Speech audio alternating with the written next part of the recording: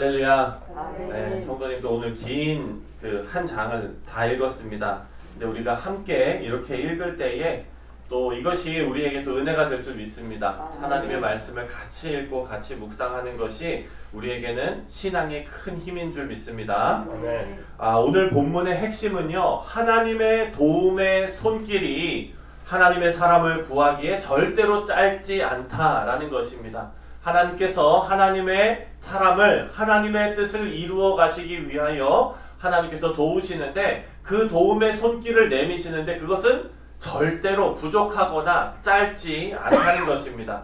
사울은 지금까지 어떻게 했습니까? 비밀스럽게 음모를 꾸며서 다윗을 죽이려고 했습니다. 하지만 19장에 들어와서는요, 이제는 대놓고 다윗을 죽이려고 합니다. 공개적으로, 아주 노골적으로 그렇게 다윗을 죽이는 계획을 세우고 그리고 그것을 실행합니다. 사무엘서 저자는요, 지금 보여지는 이 싸움이 사울과 다윗의 갈등으로 지금 끌고 가는 것이 아니라, 지금 이 사무엘서 저자는 자기의 이 글을 통하여, 이 이야기를 통하여 사울이 지금 싸우고 있는 것은 다윗이 아니라 하나님이다 라는 사실을 계속해서 말해주고 있습니다. 그렇다면 이 싸움의 결과는 이미 나 있는 거죠. 사울은 계속 망가지게 되고 하나님께서 도우시는 다윗은 계속 보호받게 됩니다. 오늘 본문 말씀 1절에 보면 사울이 다윗을 죽이려는 계획을 공식화했습니다. 그러자 4절과 5절에 보니까 사울의 아들 요나단이 다윗의 편을 들면서 다윗을 죽이지 말라고 호소하고 있습니다. 말씀을 읽어보면 그저 우정 때문에 편드는 것이 아닙니다. 한번 읽어보겠습니다. 4절과 5절 우리 다시 한번 읽겠습니다. 시작. 요나단이 그의 아버지 사울에게 다윗을 칭찬하여 이르되, 원하건대 왕은 신하 다윗에게 범죄하지 마옵소서. 그는 왕께 득죄하지 아니하였고 그가 왕께 행한 일은 심히 선함이니이다. 그가 자기 생명을 아끼지 아니하고 블레셋 사람들을 죽였고 여호와께서 온 이스라엘을 위하여 큰 구원을 이루셨으므로 왕이 이를 보고 기뻐하셨거늘 어찌 까닭 없이 왕을 죽여 무죄한 피를 흘려 범죄하려 하시나이까. 이렇게 말합니다. 여러분, 지금 요나단은요, 그냥 아버지 하지 마세요, 하지 마세요 이렇게 얘기하는 것이 아니라 마치 변호사가 변론하듯이 아주 논리적이고 아주 정당한 그리고 공정한 그런 변호를 하고 있습니다. 요나단은요, 다윗을 죽이는 것이 죄라고 표현합니다. 6절에 보면 사울이 요나단의 이 공정하고 그리고 논리적이고 그리고 마음을 다한 이 변론에 마음이 움직입니다. 6절을 보니까 사울이 요나단의 말을 듣고 행하되 맹세하되 여호와께서 살아계심을 두고 맹세하거니와 그가 죽임을 당하지 아니하리라 라고 말합니다. 다윗을 죽이는 것이 옳은 일이 아니라는 사실을 사울도 알고 있었습니다. 하지만 여러분 생각해 보십시오. 머리로는 아는데 눈앞에 자꾸 다윗이 왔다 갔다 하면은 그냥 이 분노가 막 일어나는 거예요. 그렇죠? 여러분, 혹시 여러분 주변에 없으시기를 바라지만 혹시 그런 사람 있습니까? 남편이 자꾸 앞에 왔다 갔다 하는데 그냥 그런 일 없으시죠? 아멘. 네. 눈앞에 보일 때마다 마음이 힘든 거예요. 사울도 어찌 보면 그 마음이 정말 지옥과 같을 것 같습니다. 머리로는 아니라는 것을 아는데 자기 아들이 그렇게 얘기할 때 수긍이 되는데 눈앞에만 보이면 이 안에서 막 이게 그냥 시기와 질투와 분노와 이런 것이 생겨나니, 여러분, 마음에 하나님의 영으로 가득 차 있는 것이 아니라 시기와 질투와 분냄과 이런 것으로 가득 차 있으면 그것은 그 마음이 벌써 지옥입니다. 오늘 우리가 찬송 부르지 않았습니까? 예수님께서 함께 하시는 곳이 그 어디나 무슨 나라? 하늘나라. 여러분, 예수님께서 우리 안에 거하시는 것을 우리가 압니다. 그러니까 우리의 마음은요, 언제나 천국이어야 합니다. 사울은 그렇지 못했습니다. 8절 말씀을 보면은요, 다윗이 또 블레셋을 이기고 승전을 했습니다. 승전하고 돌아오는 게선 장군을 왕이 넓은 마음으로 품고 칭찬해주고 세워주고 이렇게 했으면 참 좋았을 텐데, 그런 다윗을 보고 다시 시기와 분노에 사로잡힙니다. 그냥 다윗이 싫은 겁니다. 10절에 보면 사울이 다윗을 또 단창으로 죽이려고 했습니다.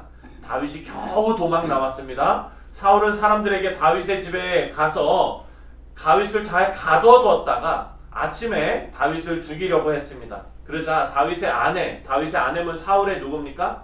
딸이죠. 사울의 딸 미갈이 다윗을 창문으로 몰래 도망치도록 했습니다. 그리고 가짜로 더미 인형을 만들어서 사울과 사람들을 속였습니다. 사울 입장에서는 다윗을 없애고 그 왕권을 누구에게 주는 겁니까 지금? 다윗을 죽였으면 그 왕권이 자연스럽게 누구한테 가요? 사울의 그렇죠. 아들한테 가는 거잖아요. 그러면은 사울의 마음은요, 자기 자식들에게 왕권을 물려주려고 하는 건데, 여러분 손뼉도 이게 손이 마주쳐야 이게 소리가 나지 않습니까? 그런데 사울은 그렇게 하려고 하는데 자녀들은 어떻게 해요? 지금 사울의 그 계획을 방해하는 제일 앞에 서 있는 사람들이 다 사울의 자녀들인 거예요. 자기들이 왕권을 물려받는데도 불구하고 그렇다는 겁니다. 여러분 사울의 저자는요, 사무엘서의 저자는 사울의 몰락을 말하면서 사울이 지금 자식들에게도 버림받는 모습을 말하고 있습니다. 다윗의 입장에서 보면 절대 권력을 가진 사울 왕의 위협으로부터 도망치고 있는데 다윗이 주체적으로 한 것이 아무것도 없어요. 하나님께서 보호하시고 사울의 아들이 보호하고 사울의 딸이 또 보호합니다. 다윗은 지금 계속해서 다른 사람들로부터 도움을 받고 있습니다. 다윗은 받기만 하고 있어요. 되어지는 삶을 살고 있습니다. 여러분 이것이 하나님의 자녀들의 삶입니다. 아멘. 다윗이 사울에게서 도망쳐서 사무엘에게 갑니다. 사울이 거기까지 사람들을 보내서 다윗이 쫓아옵니다. 이제는 하나님께서 사울의 자녀들을 통해서 도우시는 그런 수준이 아니라 이제 직접 하나님께서 나서서 다윗을 보호하십니다. 사울이 보낸 사람들이 이제 사무엘과 다윗이 있는 라마 나요트에 왔는데 다윗을 찾아오는 사람마다 하나님의 영을 만납니다. 그리고 막 예언을 하는 거예요. 그리고 나중에는 사울이 안 되고 안 돼서 직접 왔습니다. 직접 다윗이 있는 곳을 찾아왔는데 사울도 하나님의 영을 만나요. 그리고 사울은 더 이상 다윗과 싸우는 것이 아니라 하나님과 싸우고 있다는 것을 깨닫게 됩니다. 사울이 사무엘과 다윗이 있는 곳에 도착했는데 사무엘에게도 하나님의 영이 임했는데 23절과 24절 말씀이거든요. 우리 함께 읽겠습니다. 23절과 24절 시작. 사울이 라마 나요스로 가니라. 하나님의 영이 그에게도 임하시니 그가 라마 나요스에 이르기까지 걸어가며 예언을 하였으며 그가 또 그의 옷을 벗고 사무엘 앞에서 예언을 하며 하루 밤낮을 벗은 몸으로 누웠더라. 그러므로 속담에 이르기를 사울도 선지자 중에 있느냐 하니라. 여러분 예전에도 사울이 하나님의 영을 받아서 그리고 예언하며 이렇게 했던 일들이 있었죠. 그때가 언제입니까? 사울이 왕이 될 때 그랬습니다. 그런데 지금은요, 사울이 또 하나님의 영을 받아서 막 예언을 합니다. 그런데 이제는 어떡합니까? 왕이 입고 있던 옷을 어떻게 했어요? 벗었어요. 처음에 하나님의 영이 임했을 때는 왕이 되는 그런 일이었는데 이제 하나님의 영이 임했을 때 어떻게 됩니까? 그 왕의 옷을 벗게 됩니다. 이것은요, 오피셜리 이제 사울이 왕의 그 권세를 하나님께서 주셨는데 그것을 하나님께서 다시 뺏어가시는 그런 상징적인 모습입니다. 사무엘 앞에서, 사무엘은 왕을 임명했던 사람인데 그 사람 앞에서 자기 왕의 옷을 벗게 된 것입니다. 여러분 이것을 보면서 사울은 참 안타깝고 그렇게 하나님께 쓰임받을 수 있는 기회를 다 날려버렸습니다. 그런데 다윗은 이상하게도 되어지는 삶을 삽니다. 하나님 앞에 계속해서 보호받고 또 하나님께서 택하신 사람들에게 보호를 받습니다. 그렇다면 여러분 하나님의 보호하심에 대한 우리는 성경적인 바른 이해가 필요합니다. 우리가 생각할 때 다윗처럼 여러분들을 보호해 주실 줄 믿습니다. 그러면은 아멘 이렇게 자동적으로 나오잖아요. 이거 자동 반사적으로 하나님께서 우리를 보호해 주실 줄 믿습니다. 아멘. 근데 여러분 이것이 맞습니다. 맞는데 문제는 뭐냐? 여러분 신약 시대에도 보고 구약 시대에도 보고 우리 이 성경에 나와 있는 많은 내용들을 볼 때 하나님께서 사용하시고 하나님께서 인도하시는 사람인데도 불구하고 보호받지 못하는 것처럼 느껴지고 먼저 죽은 사람들도 있어요. 여러분 보십시오. 그 예수님의 제자들도 핍박받고 순교당한 사람들이 얼마나 많습니까? 그리고 지금까지 크리스찬 역사를 보았을 때 여러분 하나님을 신실하게 섬겼던 사람들이 인간적인 눈으로 봤을 때 보호받지 못하는 모습들을 많이 보았습니다. 그래서 여러분 하나님께서 성경 전체를 통해서 우리에게 주시는 메시지는 뭐냐? 하나님께서 보호하신다는 것은 우리가 세상의 눈으로 바라볼 때 털끝 하나 망가지지 않고 털끝 하나 건들지 못하는 그런 보호하심이 아닙니다. 하나님께서 우리를 보호하신다는 것은요, 하나님께서 우리를 절대로 버리지 않으신다는 말씀입니다. 성경에 증거된 많은 하나님의 종들이 순교를 당하고 핍박을 받고 어려움을 당해도 결코 짓밟히지 않는 한 가지가 있었습니다. 그것이 뭐냐? 바로 그들이 살아내고 그들이 증거했던 하나님의 말씀입니다. 하나님의 말씀을 하나님께서 이어가시고 하나님께서 그 말씀이 증거되는 그 일에 사용하는 모든 종들에게 하나님께서 그들을 포기하지 않으시고 하나님께서 그들을 붙잡고 계시고 버리지 않으시는 거예요. 그렇지만 그 길 가운데는요, 여러 가지 어려움들이 있을 수 있습니다.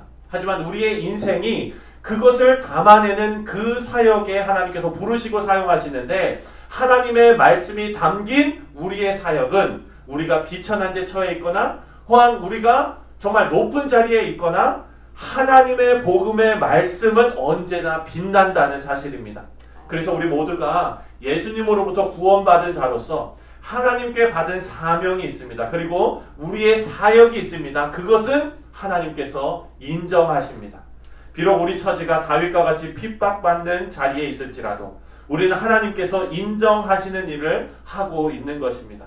여러분, 이것이 하나님의 보호하심이고 하나님의 붙잡으심이라는 사실이 믿어지는 분은 우리 인생 가운데 파도에 우리가 건강의 어려움, 경제적인 어려움, 어떤 가족의 어려움, 사업의 어려움, 이런 것들이 찾아왔을 때 무너지지 않습니다.